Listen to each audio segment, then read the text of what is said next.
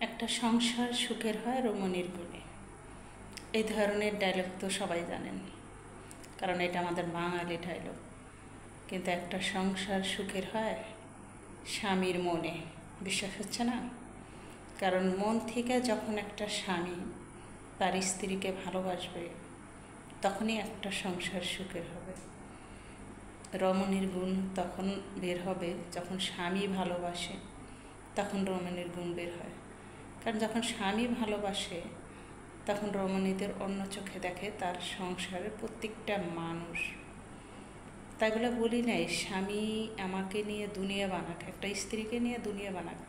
তার দুনিয়া বিভিন্ন, মায়ের ভালোবাসা মায়ের কাছে, সন্তানের ভালোবাসা সন্তানের কাছে, কিন্তু স্ত্রীর ভালোবাসা। তাহলে সংসার সুখের হয় রমণীর গুণে, সংসার সুখের হয় স্বামীর মনে। কারণ একজনের গুণ আর একজনের মন, এবং মন থেকে যদি একটা স্বামী ভালোবাসে, সেই সংসারই সুখের হবে।